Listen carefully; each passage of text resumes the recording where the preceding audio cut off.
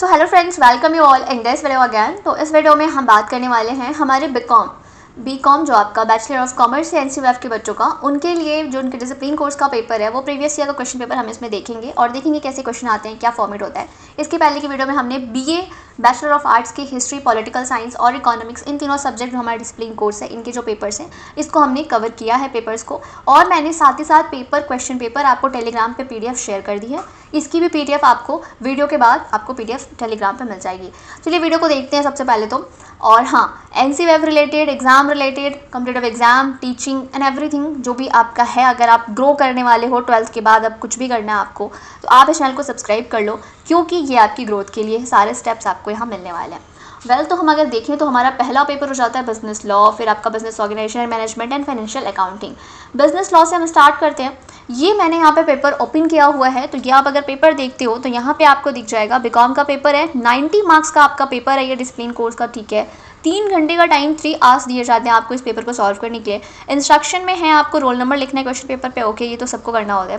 And all questions are compulsory and carry equal marks. यहाँ पे आपको ऐसा नहीं बोला गया है कि आपको 10 में से 5 या 10 में से 4 करना है, जो हमारा बीए में बोला गया था, ठीक है। ये बीकॉम का है, बीकॉम वाले बच्चे ध्यान से देखो, यहाँ पे आपके लिए सारे क्वेश्चंस कंपल्सरी हैं बिजनेस लॉ बीकॉम के पेपर में, जो यहाँ पे इंस्ट्रक्शन दिया हुआ है, और सारे क्वेश्चन का मार्क्स जो है सेम है। आंसर में भी रिटन आइदर इन इंग्लिश और Hindi, but the same medium should be use throughout the paper. आप अगर पेपर में हिंदी यूज़ कर रहे हो या इंग्लिश यूज़ कर रहे हो, आपको पूरे इस पेपर में, और इनफैक्ट आपके जितने डिसिप्लिन कोर्स के पेपर हो रहे हो और साथ में आपका पेपर हो रहा है, उसमें आपको सेम लैंग्वेज रखना है, ये ध्यान देना, ठीक है। ऐसा नहीं कि एक हिंदी में दे दिया एक इंग्लिश में दे दिया, ऐसा मत करना बच्चों प्लीज़।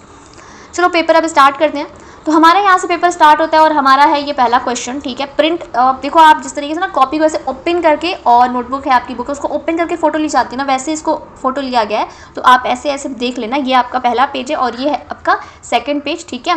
फिर थर्ड पेज हमारा ये आएगा, ऊपर पेज नंबर यहाँ लिखा हुआ है, कन्फ्यूज मत हो ना। तो ये हमारा क्वेश्चन है। पहला क्वेश्चन अगर देखें तो state with reasons whether the following statement are true और फॉल्स। तो ट्रू और फॉल्स का ये क्वेश्चन दिया हुआ है आपका, ठीक है, जिसमें आपका ये क्वेश्चन हिंदी में भी दिया हुआ है, ठीक है, हिंदी में भी क्वेश्चन है। फिर ये सेकंड क्वेश्चन है, सेकंड क्वेश्चन का भी हिंदी में दिया हुआ है, यहाँ पे दिया हुआ है पेज नंबर 5 पे, ठीक है। तो ये है आपका पूरा जो पेपर है, सॉरी, ये पेपर आपका है बिजनेस लॉ बीकॉम का, जिसमें आपके अगर हम देखें टोटल क्वेश्चन, तो टोटल आपको इसमें क्वेश्चन मिल रहे हैं, 1 मिनट हम देख लेते हैं। पेज नंबर हमारा 7, page number 8 and page number 9, page number 10, page number 11। तो हमारा 10 पे कौन सा क्वेश्चन है? यहाँ पे हमारे पेपर में टोटल 5 क्वेश्चन है, ठीक है। टोटल 5 क्वेश्चन है आपकी, 90 मार्क्स का पेपर है, 5 क्वेश्चन है, और 5 के 5 क्वेश्चन अटैम्प्ट करने हैं आपको, ठीक है। तो आपने होपफुली पेपर समझ लिया होगा किस तरीके से है। दूसरा हम देखते हैं business organization and management. Same ये जो आपका पेपर है, ये पेपर है 90 मार्क्स का, अगेन एंड 3 आवर्स की टाइमिंग दी जा रही है, और इसमें अभी टोटल आपकी 5 क्वेश्चन है एंड अटेम्प्ट ऑल 5 क्वेश्चन यहाँ पे मेंशन है कि आपको सारे 5 के 5 क्वेश्चन करने हैं, ठीक है। And all question carry equal marks, again यहाँ पे चीज़ है, and again written either in English और Hindi, but the same medium should be use throughout the paper, ठीक है। तो ये अगेन आप पेपर देख लोगे, ये सेकंड पेपर है, सेकंड पेज, सॉरी। यहाँ पे फर्स्ट क्वेश्चन आपका ये इंग्लिश में दिया हुआ है, एंड साथ ही साथ यहाँ पे आपको ये क्वेश्चन हिंदी में भी मिल जाएगा, ठीक है। तो इंग्लिश और हिंदी दोनों ही लैंग्वेज में आपको पेपर में दिया हुआ है, आपकी चॉइस है आपको किस मोड में लिखना है, और ये पेपर आपको मिल जाएगा टेलीग्राम चैनल पे। और अगर इसका आंसर चाहिए तो मुझे कमेंट सेक्शन में कमेंट कर देना, ज़रूर मिलेगा।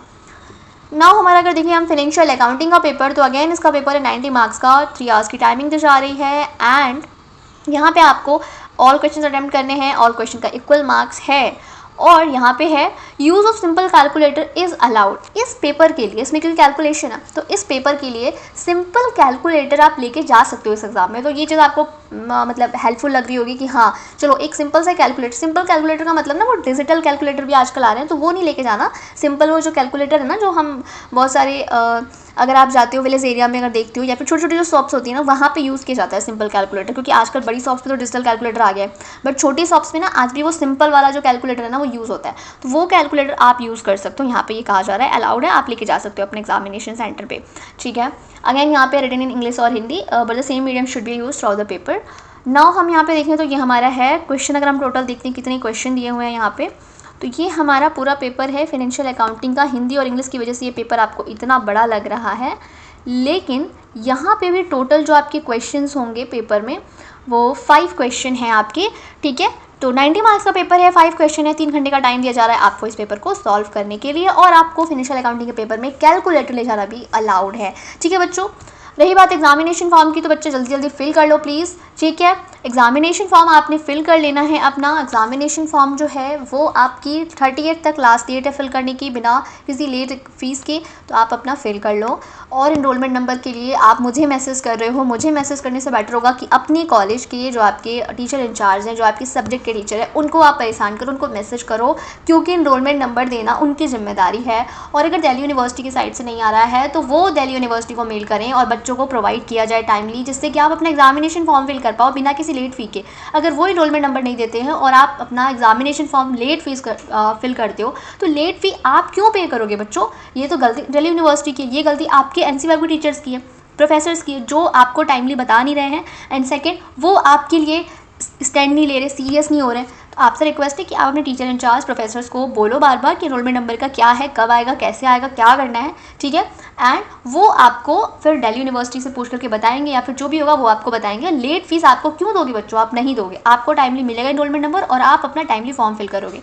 नाउ दूसरी चीज़, कोड को लेके भी बहुत सारे बच्चों को प्रॉब्लम आ रही है। आपके टीचर कह रहे हैं कि बच्चा कोड जो है आप जाके देखो दिल्ली यूनिवर्सिटी की वेबसाइट पे, तो उनसे बोलो कि दिल्ली यूनिवर्सिटी की वेबसाइट पे तो हम देखेंगे, लेकिन आप हमारे टीचर हो, सब्जेक्ट के टीचर हो, आप हमें बताओ तो देखना कैसे है। आप हमें लिंक शेयर करो, आप हमें स्टेप शेयर करो, कुछ तो शेयर करो जिससे हम देखें। वैसे तो मैंने आपको देखो पेपर कोड प्रोवाइड कर दिया, यही पेपर कोड है, ठीक है, इसमें नो डाउट आपको कोई मिस्टेक होगा या फिर कोई गलत है, लेकिन फिर भी आपके टीचर हैं जो आपको पढ़ा रहे हैं, उनकी रिस्पॉन्सिबिलिटी बनती कि वो आपको स्टेप बाय स्टेप समझाएं। सिर्फ ये बोल देना कि दिल्ली यूनिवर्सिटी की वेबसाइट पर जाके देखो, ये कोई सॉल्यूशन तो नहीं हुआ ना। तो आप फर्स्ट सेमेस्टर के बच्चे हो, छोटे नहीं हो, बड़े हो गए हो, डरो मत। अपने टीचर इंचार्ज से पूरे राइट्स के साथ आप अपनी चीज़ों को पूछो और परेशान करो जैसे स्कूल टीचर को करते थे। ठीक है, चलो मिलते हैं नेक्स्ट वीडियो में। Till then keep watching, keep learning.